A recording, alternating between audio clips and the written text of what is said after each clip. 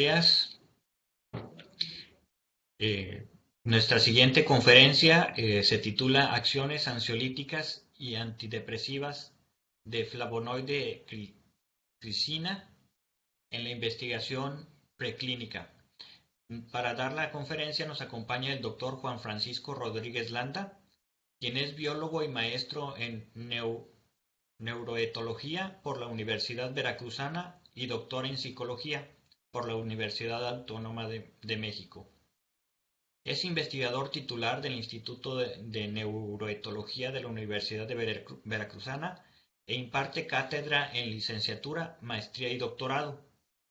Pertenece al Sistema de Investigación Nacional de Investigadores Nivel 2, a la Academia Mexicana de Ciencias. Es profesor con perfil dentro del Programa para el Desarrollo Profesional Docente y fue galardonado con el Premio Estatal de Ciencia y Tecnología en el 2021 por el Gobierno del Estado de Veracruz. Su línea de investigación se enfoca a la neurofarmacología de neuroesteroides y principios activos vegetales con potencial efecto ansiolítico y antidepresivo. Ha publicado más de 100 trabajos de investigación, tanto artículos, capítulos, libros a nivel nacional e internacional, cuyos trabajos por su relevancia han sido premiados a nivel internacional. Ha dirigido al menos 60 tesis de licenciatura, maestría y doctorado, 5 de ellas que han ganado el Premio de Arte y Ciencia y Luz a la mejor tesis, otorgado por la Universidad Veracruzana. Forma parte del comité editorial de varias revistas a nivel internacional. ¿Sí? Entonces, demos la bienvenida al doctor Juan Francisco Rodríguez Landa con esta conferencia. Cedo los micrófonos, doctor. Sí, hola, ¿qué tal? Buenos días, muchas gracias por la presentación. Y les voy a pedir también una disculpa porque hay una construcción aquí junto a la casa. Entonces seguramente se van a oír por ahí algunos golpes, pero creo que esto ya es normal en muchas presentaciones. Pues agradezco la invitación a esta serie de conferencias y en esta ocasión les voy a presentar algunos datos de laboratorio. Ahorita vamos a platicar un poco acerca de cómo surgió la idea de este tipo de investigación y bueno, quedará a su consideración para cualquier pregunta que pudieran tener. Entonces, voy a compartir mi presentación.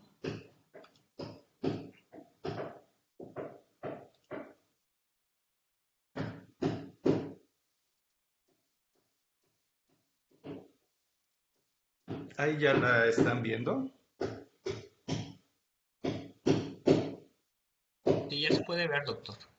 Ok, muchas gracias. Entonces, el día de hoy les voy a presentar esta serie de estudios que hemos realizado en el laboratorio, que están enfocados básicamente a identificar posibles propiedades terapéuticas de algunos principios activos de origen vegetal, y particularmente esta plática la voy a enfocar a un flavonoide, que es el flavonoide glicina, como pueden ver aquí en la pantalla.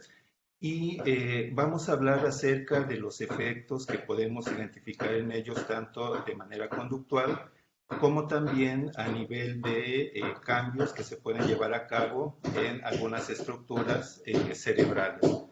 Entonces, la idea de esto surge sobre todo por la línea de investigación que seguimos en el laboratorio, que son trastornos afectivos, y vamos a ver que los reportes a nivel mundial sobre algunos trastornos psiquiátricos particularmente se basan en dos grandes grupos, que son los trastornos de ansiedad y por otro lado la depresión.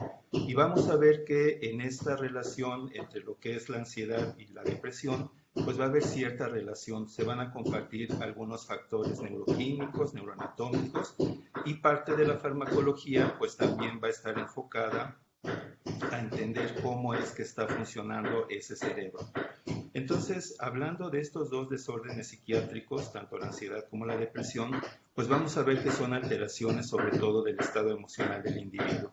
Y el problema principal que vamos a tener con ellos es que van a limitar mucho la actividad laboral, cognitiva, familiar, relaciones sociales de estos individuos. Entonces, eso ha llevado un costo muy elevado, tanto a nivel económico como también a nivel de las interacciones sociales que pudieran tener estos individuos.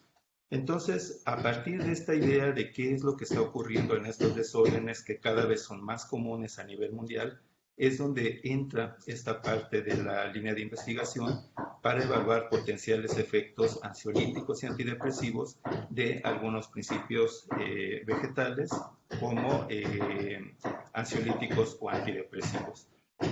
Para poner un poco en contexto la plática, vamos a hablar de la incidencia o la frecuencia de estos desórdenes en la población mundial, y la Organización Mundial de la Salud ha reportado que aproximadamente entre un 14-20% de la población mundial ha experimentado cierto grado de depresión y del 7 al 14% de ansiedad. Esto estamos hablando de cifras antes de la pandemia, los reportes son de 2018 más o menos, pero sabemos que ahorita con la contingencia sanitaria por el COVID, pues obviamente ha incrementado mucho los factores estresantes y sobre todo también ha incrementado tanto los desórdenes de ansiedad como de depresión. Y algo que es bien interesante es que desde el punto de vista psicopatológico, cuando un trastorno de ansiedad no es manejado de una forma adecuada, puede llevarnos a cuadros de depresión. Entonces vamos a ver que hay cierta relación entre estos dos desórdenes para poder expresar toda la parte de la sintomatología. Ahora, algo que es de llamar la atención es que en ambos desórdenes, tanto de ansiedad como depresión, vamos a ver un marcado dimorfismo sexual. ¿Esto qué nos indica? Que la incidencia de estos dos desórdenes son más comunes en las mujeres respecto al hombre, pero cuando hablamos de la terapéutica, la farmacología sobre todo, vamos a percatarnos que las mujeres son las que responden mucho mejor al tratamiento farmacológico respecto a los hombres. Y cuando hablamos del punto final de lo que sería una depresión mayor, que estaríamos hablando de la ideación suicida o del suicidio, vamos a ver que ahí la situación se invierte. Por cada 3 hombres que se suicidan, solamente una mujer lo hace. Y vamos a ver entonces que ahí está ese dimorfismo sexual donde aparentemente esta situación está muy relacionada con las hormonas ováricas. Particularmente estaríamos hablando de progesterona, estradiol, algunos metabolitos de la progesterona como sería la alopregnanolona. Y esto es muy, muy importante porque en la terapéutica de los dos desórdenes da lo mismo recetar un fármaco para el tratamiento de la ansiedad o para la depresión, sea hombre o mujer. No hay tratamientos todavía específicos que vayan enfocados para atender este dimorfismo sexual en ambos problemas. Entonces, en el laboratorio nos hemos enfocado a tratar de identificar algunas sustancias, principalmente de origen vegetal, como serían algunos flavonoides, particularmente flavonoide glicina, pero también algunos fitoestrógenos, como es la genisteína, que es un derivado de la soya, que pudieran ser potenciales agentes terapéuticos tanto para la ansiedad como para la depresión.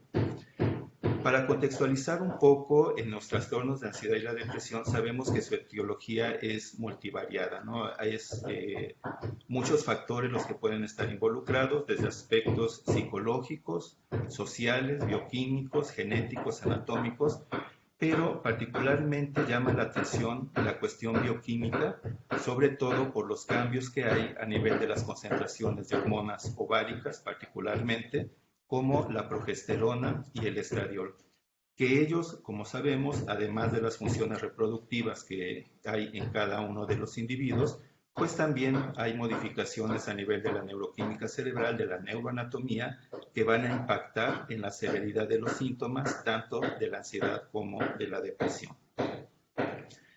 Dentro de esta parte de las bases neuroquímicas de ambos desórdenes, vamos a ver que hay cambios, sobre todo a nivel de estos sistemas de neurotransmisión. Esto ya ha sido ampliamente estudiado, particularmente en algunas estructuras del sistema límbico. Ahí estaríamos hablando sobre todo de los núcleos que van a estar produciendo y liberando los neurotransmisores, como podrían ser los núcleos del RAFE, para las cuestiones de serotonina. Para dopamina estaríamos hablando particularmente del área mesolímbica, que tiene que ver con cuestiones de reforzadores positivos y sobre todo también con las adicciones. Entonces ahí vamos a entender un poco todo el espectro de síntomas que ocurren tanto en la ansiedad como en la depresión. Y hablando de sistemas noradrenérgicos, estaríamos hablando del locus coeruleus particularmente y otros neurotransmisores como sería el ácido gamma-aminobutírico, que vamos a ver que en todo el cerebro lo que va a estar haciendo es regular la excitabilidad neuronal. Aquí voy a llamar un poco su atención a nivel del sistema GABAérgico. Este sistema GABAérgico ha sido particularmente involucrado en los trastornos de ansiedad y muy poco en los trastornos depresivos.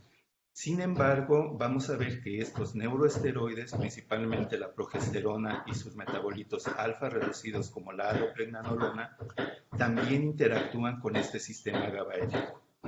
Entonces, esto es lo que ha permitido, de alguna manera, entrar al estudio de ese dimorfismo sexual. Al parecer, en las mujeres, estas hormonas, si bien pueden facilitar algunos procesos de ansiedad o depresión, particularmente a lo largo de su ciclo reproductivo, como es en el periodo premenstrual, la depresión postparto o el climaterio o menopausia, que están caracterizados por una disminución de las concentraciones de esas hormonas.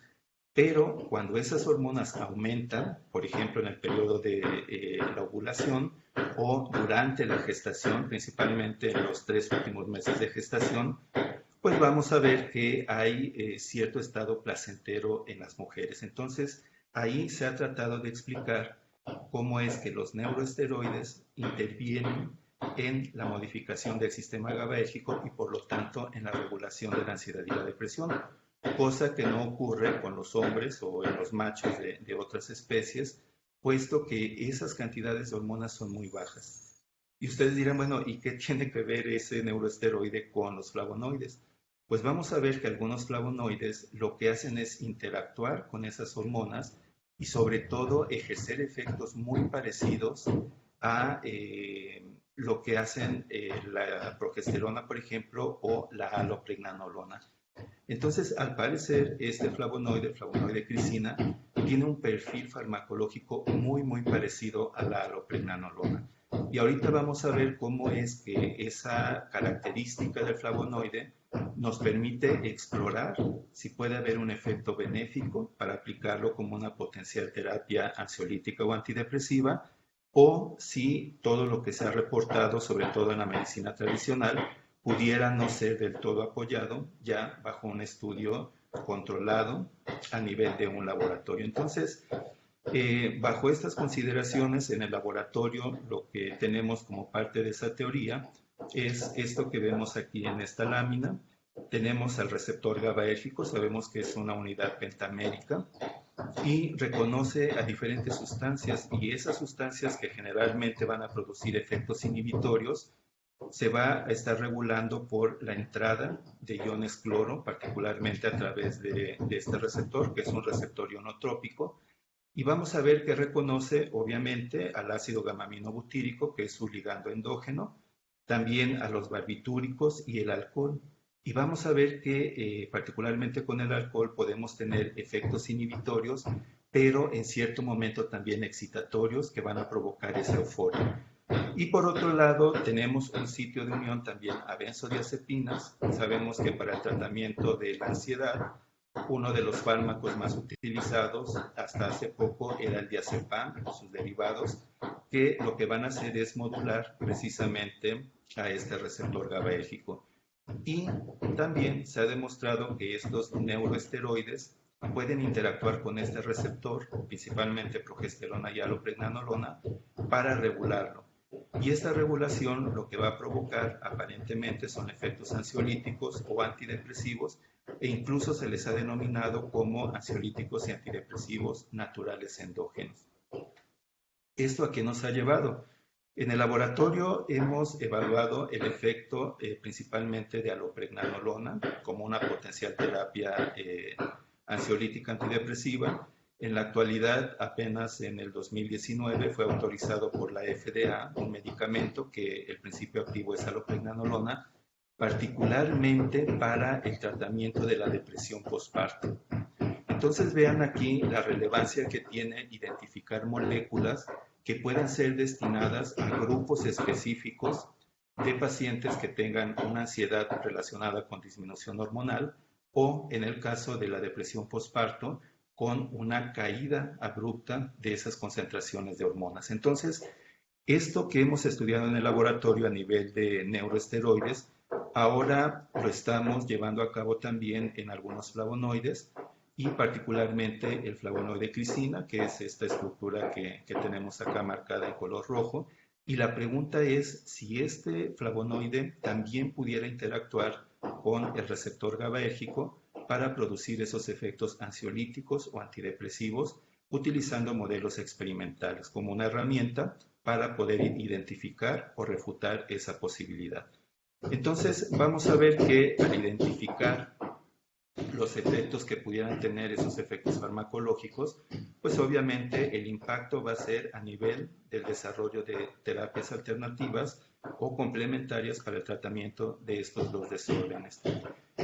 Aquí lo que quiero resaltar también es cómo para llegar a la evaluación clínica ya en el ser humano, debemos tener una serie de estudios preclínicos en modelos animales donde nosotros podamos justificar que realmente pueden tener un potencial efecto terapéutico.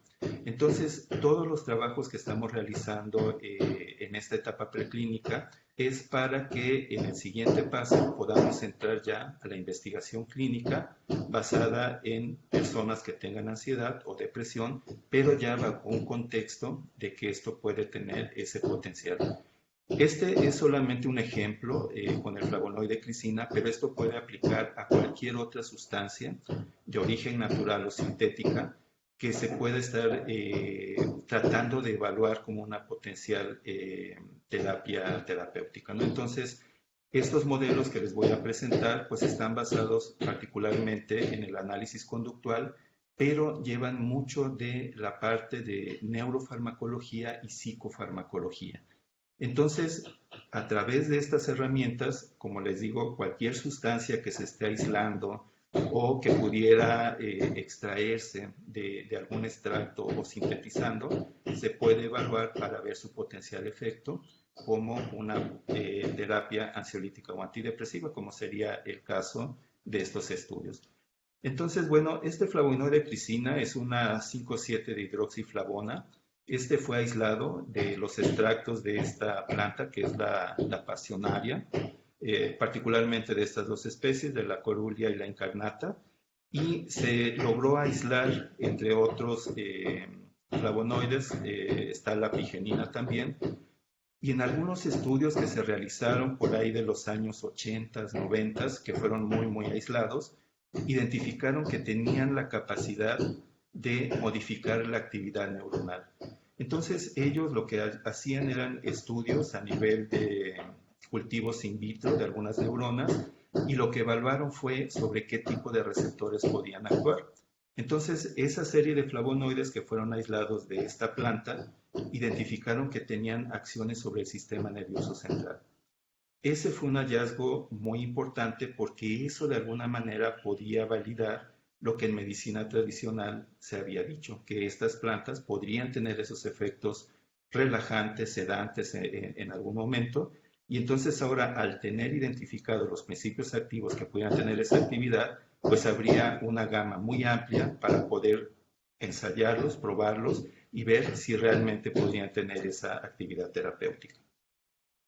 Entonces, miren, uno de los primeros estudios que realizaron es el grupo de Goodman en el 94, y ellos lo que hicieron fue cultivar neuronas y evaluar los efectos de diferentes flavonoides, por ejemplo, quercetina, pigenina, la crisina, principalmente flavonas, y ellos lo que hacían era ver qué ocurría cuando en el medio agregaban pues diferentes concentraciones de esos flavonoides. Aquí es de llamar la atención esto que puse en un recuadro rojo, porque esto es lo que hace la crisina. La crisina lo que hace es ejercer efectos inhibitorios sobre la actividad neuronal de neuronas que expresan receptores GABA.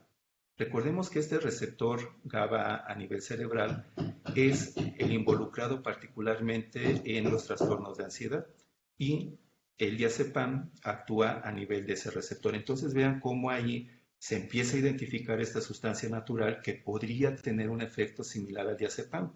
Ahora diríamos, ¿y qué caso tiene buscar una sustancia que tenga un efecto similar a una sustancia que ya está en la clínica y que además no es de los mejores fármacos por todos los efectos que puede tener a nivel de la dependencia, por ejemplo, o de los efectos colaterales que son negativos, ¿no? Entonces, aquí en esta tabla, si vemos, por ejemplo, la quercetina, que es esta primera línea que tenemos acá, en concentraciones de 10 y 30 micromolar, vean el efecto inhibitorio que ejerce.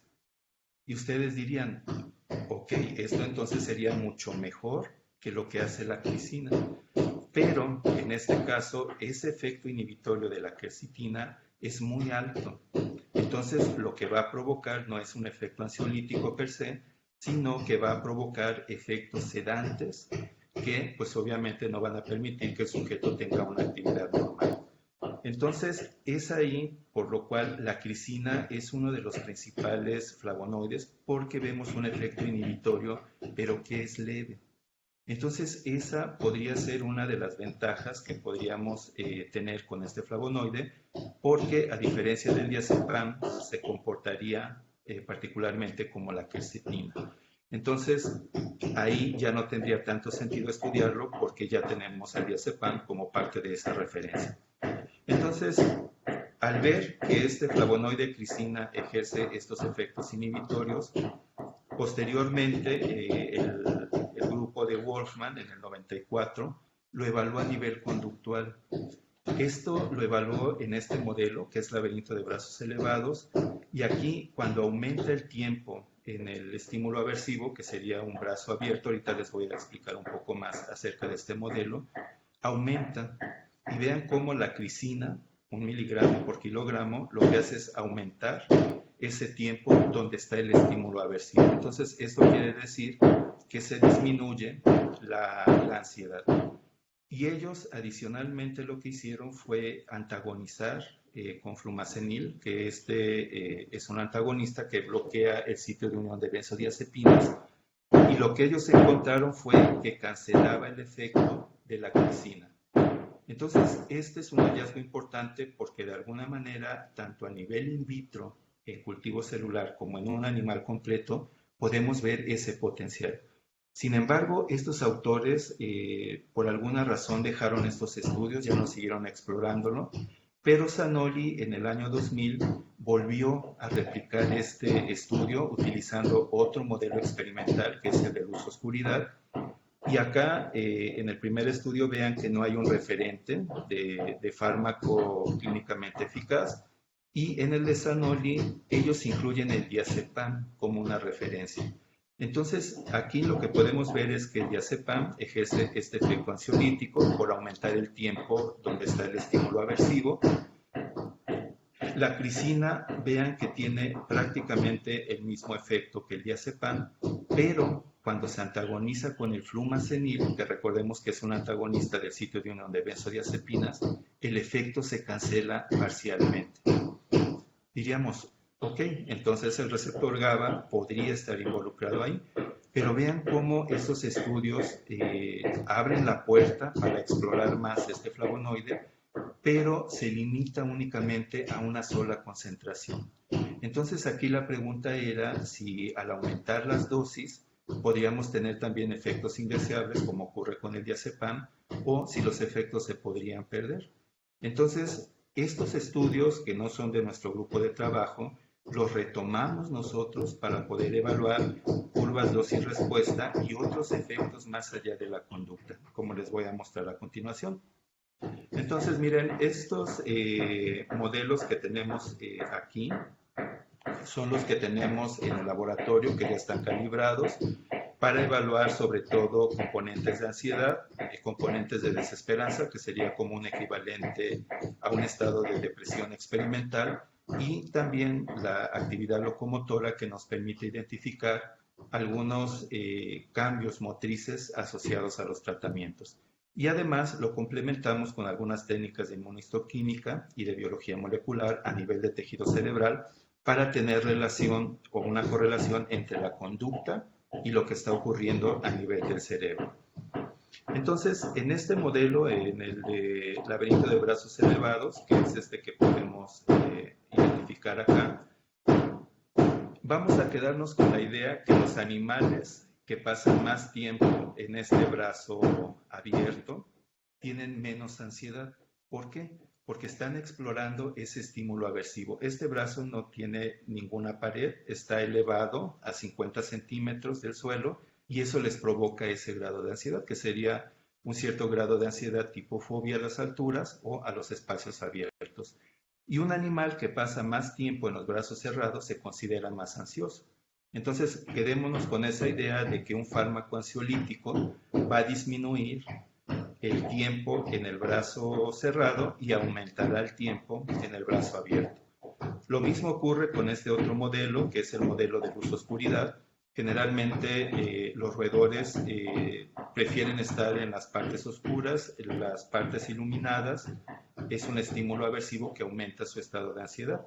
Entonces, en este modelo vamos a ver que cuando damos fármacos ansiolíticos, el animal explora más tiempo el compartimento iluminado y cuando está ansioso se queda en la parte oscura de esa caja.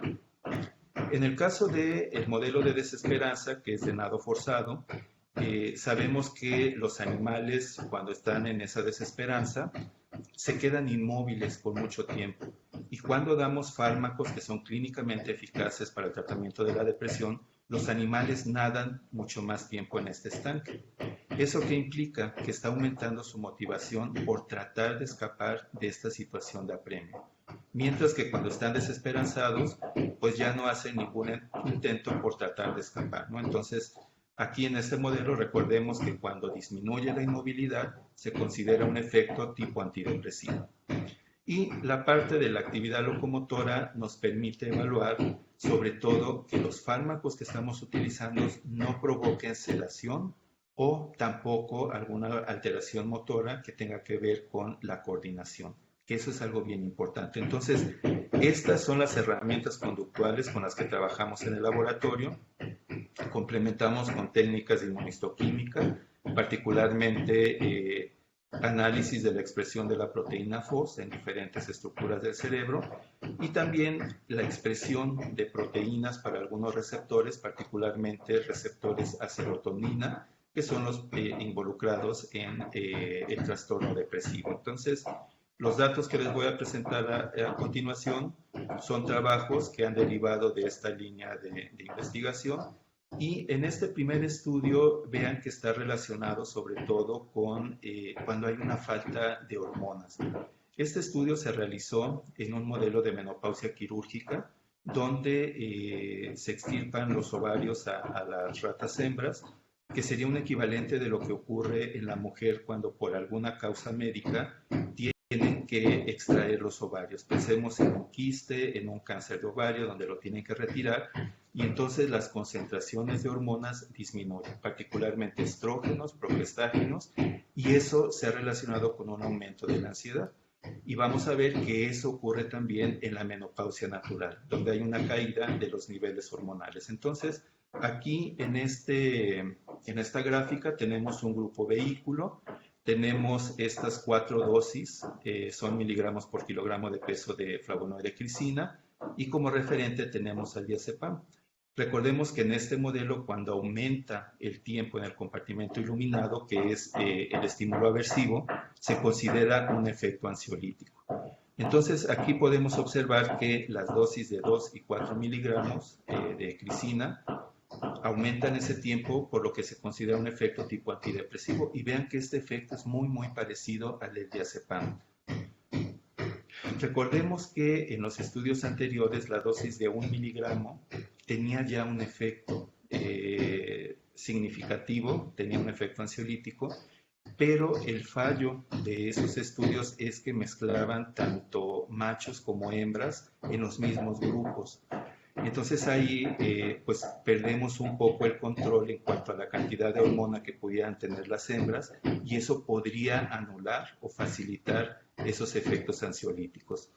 Entonces, en este estudio lo que nosotros podemos concluir es que la crisina, como flavonoide natural, puede reducir la ansiedad asociada a la disminución de hormonas ováricas, como sería en este modelo de menopausia quirúrgica. Y para explorar un poco su mecanismo de acción, hicimos este otro diseño, que fue para antagonizar el canal del cloro en el receptor GABAérgico. Utilizamos picrotoxina, que lo que hace es bloquear este canal, y tenemos este diseño. Como ven, es un diseño muy simple, pero que da mucha información.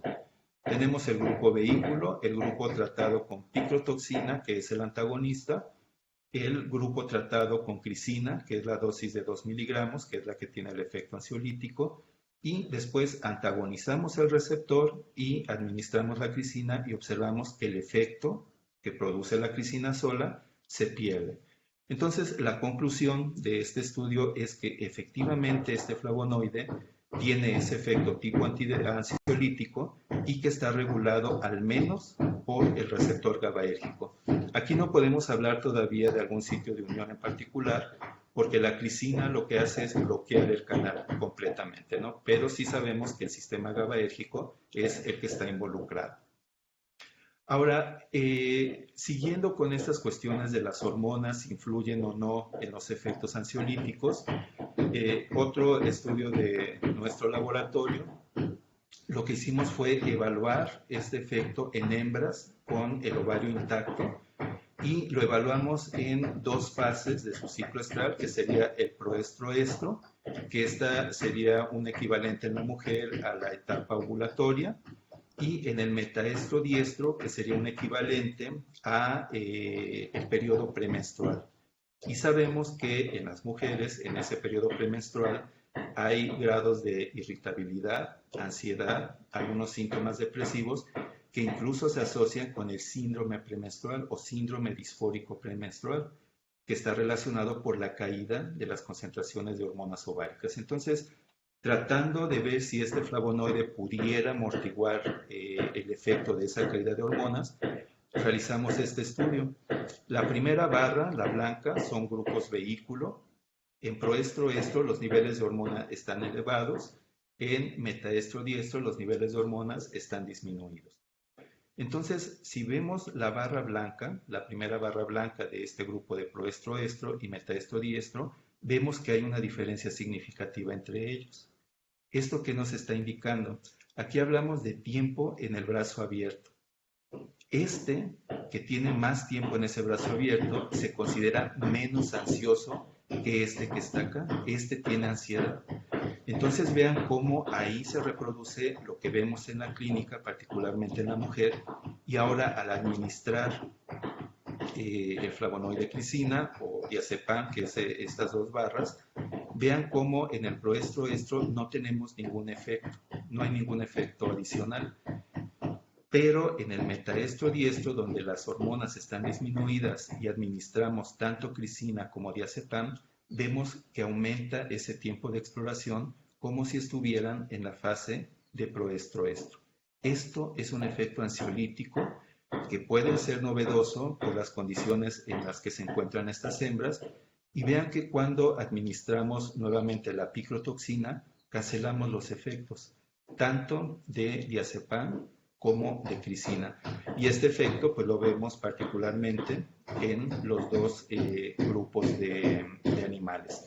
Entonces, la conclusión de este estudio es que hay cierta interacción con esas hormonas ováricas que puede estar relacionado con la funcionalidad del receptor GABAérgico por este tipo de antagonistas que incluimos para delimitar el mecanismo de acción. Y aquí la idea muy prematura es que este flavonoide podría tener cierta actividad ansiolítica cuando la mujer lo necesita. Estaríamos hablando en ese periodo premenstrual. Y diríamos, ok, pero aquí seguimos viendo el efecto similar al diazepam. Pero lo importante es que cuando evaluamos la actividad motora, el diazepam provoca incoordinación motora y coactividad, que está relacionado con su sedación, mientras que la crisina no ejerce esos efectos. Entonces vean ahí la ventaja que podría tener este flavonoide, puesto que ejerce efecto ansiolítico, pero sin producir los efectos negativos del diazepam. Esa podría ser una ventaja de este flavonoide.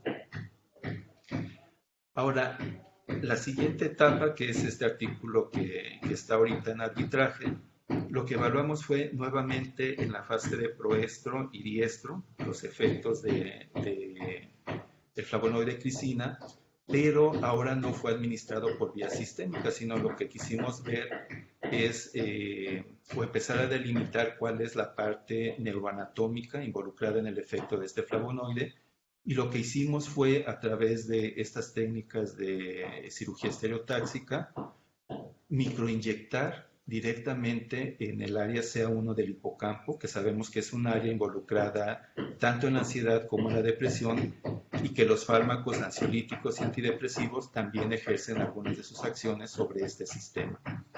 ¿Qué fue lo que hicimos acá? Tenemos nuevamente proestro, recuerden, niveles elevados de hormonas, diestro, niveles disminuidos de hormonas.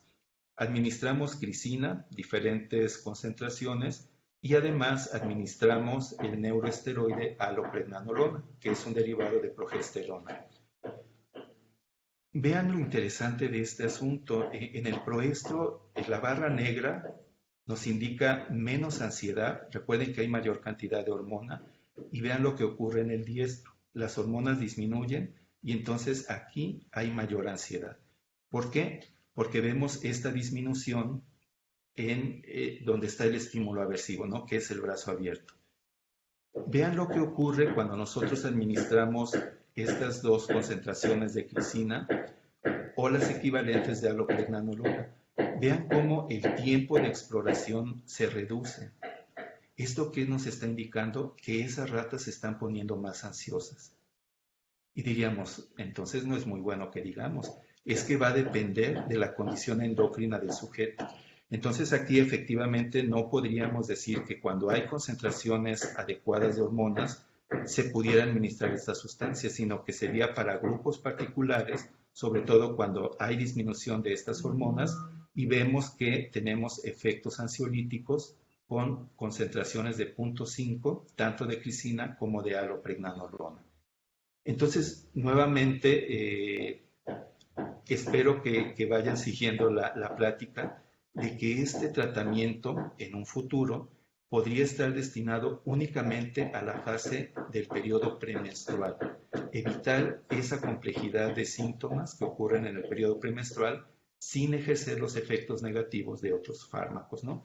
Y vean que cuando antagonizamos nuevamente, aquí sí antagonizamos los diferentes sitios de unión al receptor GABA, con picrotoxina, recordemos que bloquea el canal de cloro, con bicuculina, que bloquea el sitio de unión del ácido gamma-aminobutírico, y con flumazenil, que bloquea el sitio de unión a las benzodiazepinas, pues cancelamos los efectos que podríamos ver como ansiolíticos, tanto de la crisina como de alopregnanolona. Lo vemos acá, están cancelados los efectos, y eso quiere decir que efectivamente el complejo del receptor GABA-benzodiazepinas es el que modula los efectos de la crisina, de una manera muy semejante a lo que ocurre con la alopregnanolona. Ventajas: la crisina es mucho más barata que la alopregnanolona. Hablemos, por ejemplo, que 1 gramo de crisina nos puede costar alrededor de 50 pesos, mientras que 1 gramo de alopregnanolona estaría alrededor de 30,000 pesos, ¿no? Entonces, vean la distancia kilométrica que hay ahí, sobre todo por los efectos que podrían tener. La crisina ya se vende también de forma sintética o aislada y los efectos son prácticamente los mismos, ¿no? Pensando en que estos datos los habíamos obtenido únicamente en la rata, con un grupo de investigadores brasileños, lo que hicimos fue evaluar nuevamente controles, crisina, una flavona y el diazepam, tanto en la rata como en el pez cebra. Sabemos que el pez cebra en la actualidad pues, se está convirtiendo en uno de los modelos más importantes para evaluar este tipo de efectos. Y vemos cómo tanto el flavonoide crisina en el pez cebra como en la rata ejercen ese efecto de tipo ansiolítico. Entonces, esto nos habla de que los efectos, al establecerse sobre ese receptor GABAérgico, pues realmente pudieran tener un impacto, no únicamente a nivel de los mamíferos, sino en otras especies, pero eso da soporte a poder evaluarlo ahora en el ser humano, que pues se está evaluando en más de una especie, se ha evaluado en ratón, en rata y ahora en el pez cebra, y los efectos son contundentes, ¿no? Hay un efecto de tipo ansiolítico. Aquí es únicamente para mostrar cómo algunas estructuras involucradas tanto en la ansiedad como la depresión, como es el núcleo septal lateral, cuando se administran diferentes concentraciones de crisina o de diazepam, vemos que hay una disminución en la expresión de la proteína FOS. Eso nos está indicando que las neuronas ante un estresor se mantienen, por llamarlo de alguna manera, tranquilas, no están tan activas, y eso se relaciona con los efectos tanto ansiolíticos como antidepresivos. Y lo interesante de esto es que este mismo efecto lo podemos ver con fármacos, no únicamente como el diazepam, sino también con fluoxetina, que es un antidepresivo clínicamente eficaz, y es como empezamos a delimitar también los efectos a nivel neuronal. En este otro estudio, que es de un grupo de investigación encabezado por el doctor Filo, ellos son brasileños también, nosotros no participamos en este estudio, pero es un estudio muy importante. Ellos lo que evalúan es el efecto de crisina en animales no estresados y en animales estresados. Vean lo que hace el estrés. El estrés lo que hace es disminuye el consumo de agua azucarada. Eso nos está implicando cierto grado de anedonia. Cuando se administra fluoxetina, aumenta el consumo de agua azucarada, lo mismo que con crisina en 5 y 20 miligramos. Esto lo que nos está indicando es un efecto de tipo antidepresivo, y vean que tenemos el referente que es la fluoxetina. Lo interesante es que en la prueba de nado forzado, que es para evaluar ese cierto grado de depresión, vean cómo lo que hace el estrés en los grupos vehículo es aumentar el tiempo de inmovilidad, y lo que hace tanto la fluoxetina como la crisina es disminuir ese tiempo de inmovilidad, y esto es un efecto típico de los fármacos antidepresivos clínicamente eficaces en este modelo de depresión experimental. Y vean que lo interesante de este trabajo es que ellos evalúan el contenido del factor neurotrófico derivado del cerebro y también del factor de crecimiento nervioso. Entonces, vean cómo también aumenta la expresión o la producción de estos dos factores neurotróficos en dos estructuras importantes, tanto en la ansiedad como en la depresión, que es el hipocampo y partes de la corteza. Entonces, ahí tenemos ya un correlato entre lo que está pasando a nivel neuroanatómico, neuroquímico, con la respuesta conductual. Y esto le da mucho más validez a los estudios para poder dar el siguiente paso y ahora evaluarlo a nivel del ser humano. Aquí en este estudio también, que es del mismo grupo de Filo, fue un año después este estudio, lo que tiene nuevamente son animales estresados o no estresados. El grupo vehículo aumenta el tiempo de inmovilidad. El tratamiento con fluoxetina, crisina lo reduce, pero vean lo que ocurre con la cantidad de serotonina, tanto en la corteza prefrontal como en el hipocampo. Podemos ver que el estrés disminuye esa cantidad de neurotransmisor, pero los tratamientos lo aumentan. Aquí, aunque no hay una diferencia significativa respecto al vehículo, vemos esa tendencia a incrementar la cantidad de serotonina en esas dos estructuras cerebrales.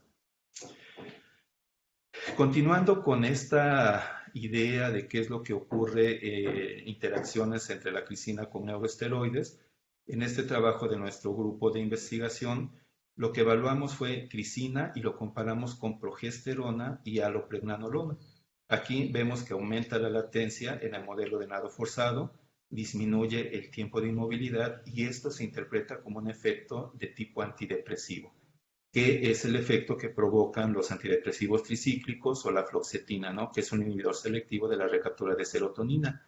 Y vean cómo en este modelo también de desesperanza, el pretratamiento con bicuculina, que es un antagonista del sitio de unión del ácido gamma-aminobutírico, cancela el efecto tanto de la clicina, de progesterona y de alopregnanolona.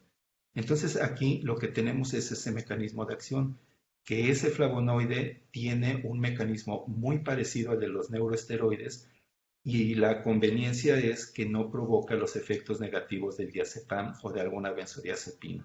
Entonces ese sería como el plus de que en algún momento se pudiera utilizar este flavonoide dentro de la terapéutica tanto de la ansiedad o de la depresión, ¿no? Por evitar esos efectos adversos típicos de las benzodiazepinas. Este otro estudio, que es parte de la tesis doctoral de uno de mis alumnos, es un artículo que se acaba de publicar. Aquí lo que se evaluó fue la expresión de los receptores serotonérgicos 5HT1A y 5HT2A, tanto en el núcleo del RAFE como en el hipocampo. Aquí lo que podemos ver es el tiempo de inmovilidad. Podemos ver cómo la glicina aumenta ese tiempo de inmovilidad en algunas dosis y vemos cómo con la fluoxetina y las dosis de 5 y 10 miligramos lo que hacen es reducir ese tiempo de inmovilidad comparado con sus vehículos. Esto nos indica un efecto de tipo antidepresivo que está asociado con lo que ya está descrito en la literatura para fluoxetina de la disminución, sobre todo de la expresión de los receptores 5HT1A a nivel presináptico y el incremento de estos receptores a nivel de estructuras postsinápticas, como sería el hipocampo. Entonces, la integración de todos estos estudios que brevemente pues trato de explicarles, la conclusión es de que ese flavonoide está modificando la funcionalidad de este receptor, actúa sobre este receptor sin promover los efectos sedantes que promueven las benzodiazepinas.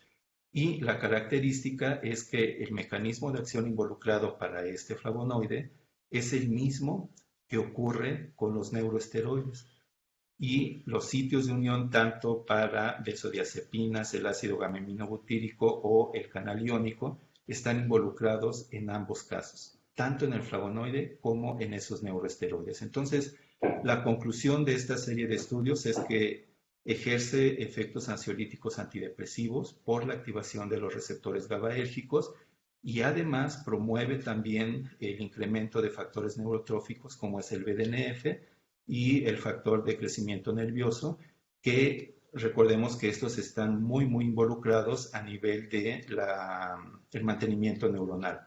Modifica algunos sistemas de neurotransmisión y entonces esto nos llevaría también a cuestiones de plasticidad neuronal, que a veces no lo vemos con las benzodiazepinas y ese podría ser el potencial de este flavonoide. Finalmente, agradecer a todos los involucrados. Algunos de ellos son investigadores de la Universidad Veracruzana, algunos alumnos, colaboradores que tenemos de otras instituciones de nuestro país y de otros países, como es el doctor Caio Maximino de Brasil y la doctora Damiana Scuteri de Italia, que estamos ya dando un siguiente paso para poder probarlo a nivel de seres humanos, sobre todo con la doctora Scuteri, que ella trabaja a nivel clínico. Y bueno, agradecer a todas las instituciones que han otorgado financiamiento para poder llevar a cabo este tipo de investigaciones. Y bueno, está a su consideración. Si hay alguna pregunta, con gusto trataré de responderla. Muchas gracias. Muchas gracias, doctor, por su plática. La verdad es que ha sido muy ilustradora para aquellos que desconocemos el área. Este, con esta charla nos ha involucrado bastante y muy ilustradora. Por aquí ya tenemos algunas preguntas. Bueno, yo hay una duda que tengo. ¿Existe ya algún medicamento o formulación con este flavonoide? ¿Qué estudios se requieren y cuánto tiempo tomaría en caso de realizar formulaciones con flavonoides para el tratamiento de la depresión? Sí, ahí lo interesante es que todavía no hay formalmente como fármaco, como medicamento, alguna presentación. Se venden algunos, ¿cómo se llaman estos? Suplementos alimenticios que tienen crisina, pero sobre todo los han vendido para fortalecer la actividad muscular. De hecho, muchos de los que hacen fisicoculturismo, ¿no? Para aumentar la masa muscular, lo consumen. Pero ahí se ha desviado hacia la producción de algunas hormonas como testosterona, no tanto hacia la parte de la depresión. Y la respuesta concreta es no, no hay ninguna presentación todavía. Están los famosos test, ¿no? Que no sabemos realmente si están estandarizados, algunos dicen sí sirve, otros no sirven, y sobre todo por la pasiflora, ¿no? Todos sabemos así como que el té de pasiflorina, eh, las gotas y todo esto, pero como medicamento no. La fase de los estudios que ahora se requieren, estamos iniciando estudios de toxicidad, sobre todo para ver que no vaya a tener algún efecto a nivel de perfiles renales o hepáticos, por ejemplo. Hasta ahorita los estudios preliminares es de que no modifica ningún parámetro bioquímico a nivel de funcionamiento hepático, funcionamiento renal, a nivel de células sanguíneas tampoco provoca ningún efecto negativo. Entonces, eso abre la puerta para dar el siguiente paso. ¿Cuánto tiempo tardarían los estudios en clínica? Pues realmente ahí va a depender mucho del acceso a los pacientes, ¿no? Sabemos que los protocolos en seres humanos, pues es un poco complicado. Se debe de tener ahí el apoyo de médicos, médicos psiquiatras sobre todo, cosa que nosotros no lo somos, ¿no? Entonces ahí es donde estamos buscando ahorita las colaboraciones para poder llevarlo a ese nivel. Un estudio de este tipo puede llevar 1 o 2 años y a la par también lo que sería la formulación, ¿no? Que serían otro tipo de colaboraciones para ver si se puede encapsular, hacer tabletas o emulsiones o cualquier forma que pueda tener una buena disponibilidad, biodisponibilidad para que tenga su efecto, ¿no? Entonces, como vemos, es un trayecto largo, ¿no? A nivel preclínico, esto lo hemos trabajado alrededor de unos 6 años más o menos. Es poco tiempo, pero pues es mucho también. Y dar el siguiente paso, pues nos llevaría a otro tanto, ¿no? Y ya la formulación, pues eso dependería también de la colaboración que pudiéramos encontrar con alguien que lo pudiera hacer, ¿no? Muy bien, otras preguntas que tenemos. ¿Usted recomienda el uso de un medicamento contenido en flavonoides, Cristina, o conteniendo este flavonoide en el síndrome premenstrual? ¿Lo recomienda también en la etapa de premenopausia o menopausia en la mujer, en donde los cambios hormonales son evidentes? ¿Hay algunos otros flavonoides, además de este, que hayan dado resultados prometedores en el tratamiento de ansiedad y depresión? Sí, la respuesta directa en cuanto a recomendarlo, todavía no. Estamos en una fase preclínica donde no sabemos qué puede pasar en el ser humano. Recordemos que la investigación preclínica o la investigación básica nos permite formular esas hipótesis para llegar a la parte ya de esa investigación en seres humanos, ¿no? Entonces, si a mí me lo preguntan directamente, yo diría todavía no. Aunque se van a dar cuenta que, por ejemplo, hay muchas mujeres que van al ginecólogo eh, por estos síntomas premenstruales y sí les recomiendan algunos suplementos que contienen glicina, pigenina, derivados de soya, por ejemplo, ¿no? Pero como suplementos alimenticios. Entonces eso como que disminuye esa idea de usarlo como un tratamiento, sino como un complemento. Hay estudios, si están interesados, por ahí tenemos un libro también publicado, algunos artículos con esto de fitoestrógenos en humanos, unas revisiones que se hicieron, donde funciona, sobre todo los fitoestrógenos, sí tienen ese efecto benéfico, pero en nuestro país los venden como suplementos, ¿no? Entonces, esa sería la respuesta. Y de que la idea es que se pudieran llevar para tratamiento del síndrome premenstrual es lo correcto. Hacia allá va la idea, únicamente cuando se requiera. Tenemos algunos estudios también de fitoestrógenos, el fitoestrógeno genisteína, y ahí lo interesante de ese fitoestrógeno es que a diferencia del estradiol, ¿no? Que es lo que se utiliza como restitución hormonal, ¿no?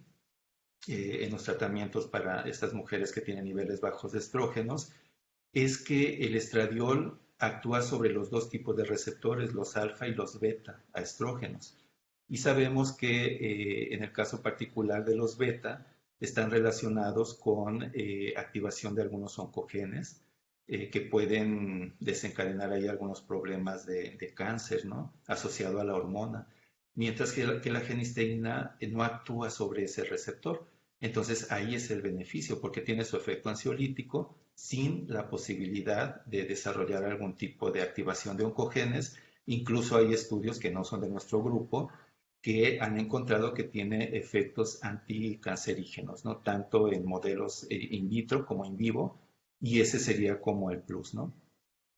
Pero la idea ahorita de recomendar todavía no, nos falta todavía. Bueno, aquí la maestra Sujei nos comenta, muchas gracias por su excelente presentación. Mi pregunta es si Crisina la extrae y purifican directamente de la pasiflora o algunas otras fuentes naturales podría existir Sí, de hecho, las plantas que tienen la mayor cantidad de glicina son la Passiflora incarnata y la Corulia, son las que más tienen. Pero también hay cantidades menores en la manzanilla, en la flor de manzanilla. Ahí también se puede encontrar. Se ha descrito que algunos frutos rojos también pueden tener cantidades menores, pero lo contiene, y también se ha identificado en la cáscara de la manzana roja. Entonces, pues son de los productos alimenticios que podrían tenerlo, pero particularmente en la Passiflora incarnata y la Coerulia, que son las dos que están ahí. Y en el caso particular de lo que usamos en el laboratorio, en algún momento se extrajo directamente de la planta, tanto de los frutos como de las flores, que fue el estudio que se hizo en Brasil, y para probar la crisina que ya la vende Sigma, que es pues ya a gran escala y que es muy barata realmente, ejerce el mismo efecto, ¿no? Entonces en el laboratorio últimamente utilizamos ya la crisina como reactivo, su índice de pureza es del 98% y el efecto, bueno, es prácticamente igual que el del producto natural, ¿no? Ok, muchas gracias, doctor. Yo creo que con esto damos por terminada la sesión. Si tenemos tiempo, podemos dejar la sesión abierta por si alguien más está interesado en hacerle alguna pregunta. Le damos gracias por su participación. Le compartimos por aquí un reconocimiento por su participación en el primer foro de divulgación científica y tecnológica del CIATEC, subsede noreste, con la conferencia titulada Acciones ansiolíticas y antidepresivas de flavonoide crisina en la investigación preclínica. Muchas gracias por su participación, doctor. Sí, muchas gracias a ustedes y si alguien está interesado por los trabajos, tenemos los artículos, algunos capítulos de libros, algunos libros, tanto en modelos experimentales como también algunas revisiones de lo que está ocurriendo a nivel del ser humano. Entonces, por ahí les puedo dejar mi correo electrónico y si alguien está interesado, o entrar directamente al Instituto de Neuroetología. Ahí está la página y ahí están mis datos de la Universidad Veracruzana. Muchas Muy gracias. amable. Muchas gracias, doctor.